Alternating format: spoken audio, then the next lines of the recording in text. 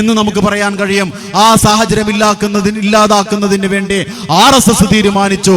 പക്ഷേ RSSനേക്കാൾ നമ്മൾ ജയിക്കാതിരിക്കുന്നതിന് വേണ്ടി പണിയെടുത്തിട്ടുള്ള അവരുടെ സ്ഥാനാർത്ഥികൾ ജയിക്കുന്നതിനേക്കാൾ STPയുടെ ആളുകൾ ജയിക്കരുത് എന്ന് തീരുമാനിച്ചുകൊണ്ട് പണിയെടുത്ത രാഷ്ട്രീയ പാർട്ടിയുടെ പേരാണ് ഇന്ത്യൻ യൂണിയൻ മുസ്ലിം ലീഗ് എന്നതുകൂടി നമ്മൾ അറിയണം. പ്രിയപ്പെട്ടവരെ, നിങ്ങൾ തിരിച്ചറിയുക, ഞങ്ങൾ ദ്രോഹിച്ചവരെയും ഞങ്ങൾ സ്നേഹിച്ചവരുടെയും മുഖം ഞങ്ങൾക്കൊരിക്കലും തെറ്റിപ്പോകാറില്ല എന്നത് അടിവരയിട്ട് നിങ്ങൾ മനസ്സിലാക്കി വെച്ചേക്കുക.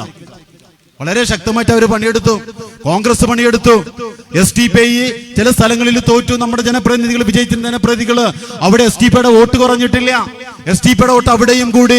പക്ഷെ മൂന്നാം സ്ഥാനത്തുണ്ടായിരുന്ന ആളുകൾ, രണ്ടാം സ്ഥാനത്തുണ്ടായിരുന്ന ആളുകൾക്ക് വോട്ട് ചെയ്തപ്പോ അത് CPM-ഉം BJP-യും ലീഗും കൂടി കോൺഗ്രസിന് ചെയ്തിട്ടുണ്ട്. കോൺഗ്രസും BJP-യും കൂടിയിട്ട് ലീഗും കൂടി CPM-ന് ചെയ്തിട്ടുണ്ട്.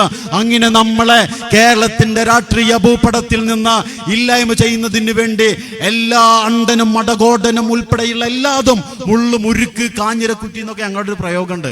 എല്ലാവരും കൂടി എന്നുള്ളതിന് പറയുന്ന പ്രയോഗമാണ്. അങ്ങനെ എല്ലാവരും കൂടി ഒരു കൊടുങ്കാറ്റ് പോലെ സോഷ്യൽ ഡെമോക്രാറ്റിക് പാർട്ടി ഓഫ് ഇന്ത്യയുടെ നേരെ ആഞ്ഞടിച്ചപ്പോ സ്വാഭാവികമായും നമ്മൾ മീറ്ററുകളോളം ദൂരെ പോയി വീഴണമായിരുന്നു.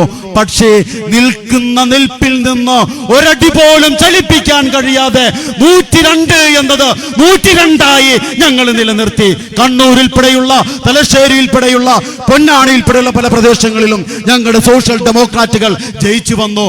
വോട്ടോ 1400 ചില്ലാനം വാർഡുകളിൽ നമ്മൾ മത്സരിച്ചിട്ട് ഈ എല്ലാ ആളുകളും ഒരേപോലെ ഞങ്ങൾക്കെതിരെ വന്നിട്ടും 4 ലക്ഷത്തിലധികം വോട്ട് വർദ്ധിപ്പിച്ചുകൊണ്ട് കേരളത്തിന്റെ രാഷ്ട്രീയത്തിൽ നിങ്ങൾക്ക് തകർക്കാൻ പറ്റാത്ത ഒന്നേയുള്ളൂ, അത് സോഷ്യൽ ഡെമോക്രാറ്റിക് പാർട്ടി ഓഫ് ഇന്ത്യയാണ് എന്ന് ഞങ്ങൾ വീണ്ടും തെളിയിച്ചു.